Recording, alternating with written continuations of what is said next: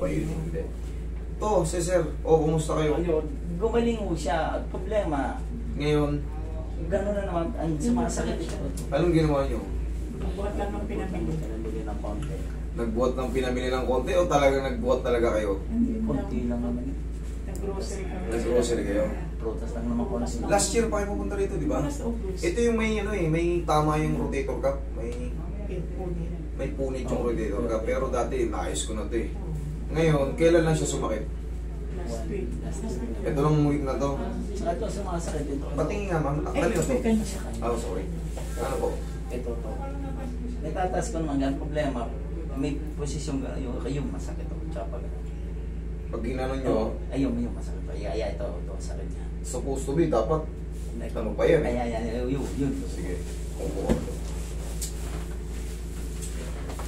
Nadali na naman. Pag talaga ano, hindi ito napunit sa buhat, hindi ito napunit. Alam niyo kung nangyayari ito? Bumabala ng konti yan. Bumabala ng konti yan. Tapos ngayon, gumagayad yung dating kayas. Yung dati niyang napunit, di ba? Clear na kasi ito dati, di ba? Napunit na. Kumbaga, mayroon na talagang diagnose na rupture na yung ano niya, rotator cuff tsaka yung glenoid labrum. Ngayon, kumapal na yon dahil ayos na eh. Siyempre nyo, kung dito na ayos, hindi kayo tatagal ng isang taon na bago bumalik dito.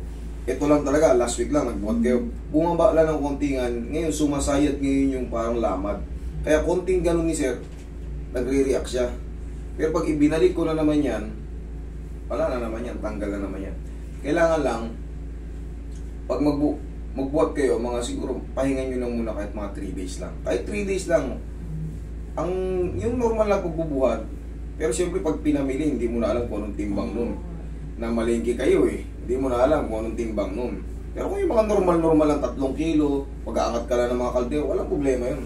Pero siyempre, yun nga, pag namili kayo, bahala na kung yun ang pamili nyo. Basta i-wait natin ito. Madali lang yan. Mamaya na pinagapan nyo kasi in a few weeks again, baka maging agresibo niya. Hindi na naman maangat. Hindi na ako makatulog sa gabi. 2 gabi na akong So dire-diretso na yan. Abang tumatagal, siyempre, hindi ka naman naglalakad ng paganito eh. Automatic, nakakaya siya. Bumabangga ng bumabangga. Siyempre, patuloy yung inflammation. Pag medyo malaki na yung pamamaga sa loob, haharang na ulit yun. Gagano na ulit yun. Kailangan, kaya naman nangyari yan, malamang wala na naman sa timing yung head humerus. Pag timing yan, may gagano na naman yan. Wala na naman masakit. Ayos na naman.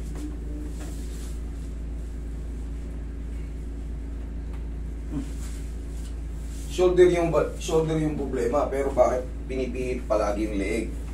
Tatanong kayo, ba't ano yung problema sa kamay naman, saka sa ano? Ba't pinipihit lagi yung leeg? Tandaan nyo, ang tracing ng mga ganyan, pamamanhid, pangingilot sa mga balikat, sa leeg. Pag nakita nyo yung nervous system, sa leeg ang pinakapuno niyan.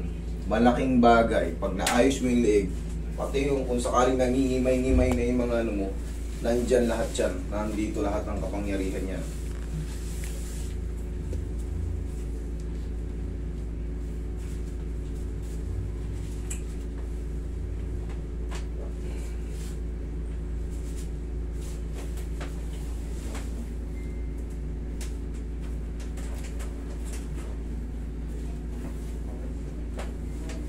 Tapa ka, sir.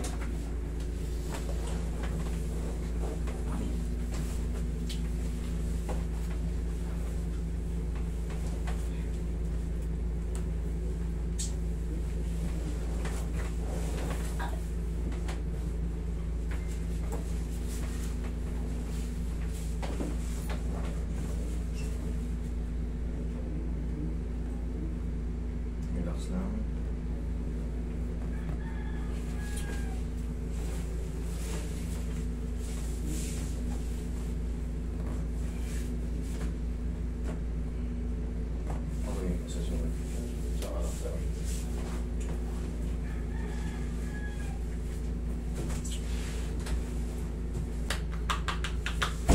Tapos umiidad ka ba, lalong bumabagal yung paghilom kasi bumabagal din yung metabolismo. Tihaya sir. Pero yung kanyang kidney niya meron. Ano nga? May bato na. May bato na ulit? Kidney siya. Na-trace nyo na? O kung i-schedule lang. siya ng laser. Okay. Ako magiging buti na paano yung agad kasi pag na ano, mag-weak yung ano, pag na-operahan ka kahit laser lang, yung pakaramdam mo, yung immune system mo bababa. Kaya mas matagal gumaling kung anong may damage sa loob. Kailangan maayos mo na lahat.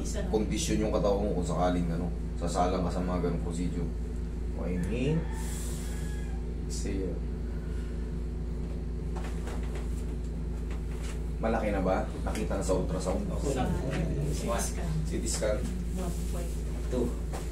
centimeter. Kaya yung laser. Bagay high-tech na ngayon eh. Oh. Mas mahirap yung mag-dialysis pa tayo. Okay. Isa na kidney ko. Isa na. Tapos, ano pa. Talagang yan ang talagang bububugin niya eh. Okay, upo ka.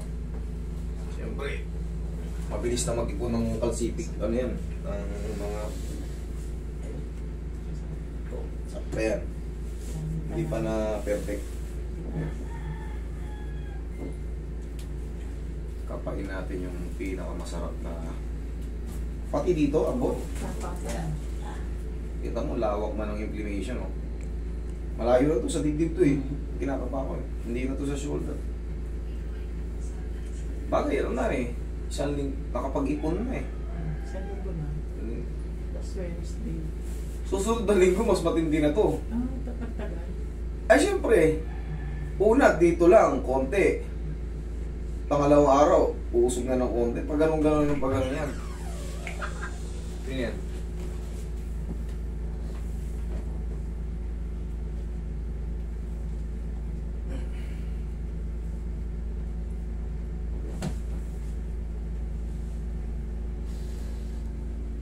Yun.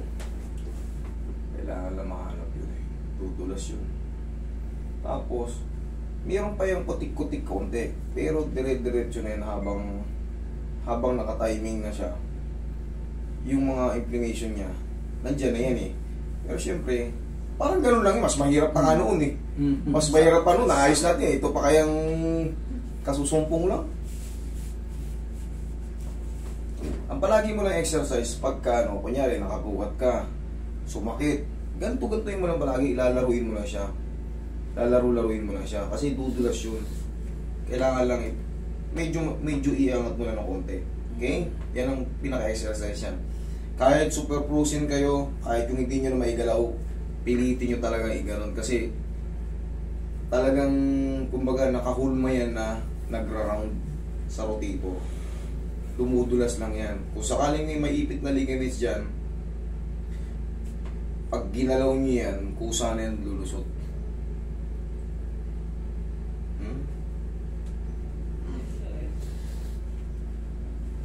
Ikaw magdalaw, sarili mo. Kanina, ganito lang, konti lang eh. Sakit na agad. O, ipahinga mo lang yun, sir. Huwag mo muna ibukat, ha? Kasi, sir, siyempre, alam nyo na, meron na kayong damage yan before. Kahit mga pahinga nyo lang muna, 3 araw lang, kahit back to bukat na naman kayo. Madali lang naman ayusin yan. Basta, i-report nyo lang agad.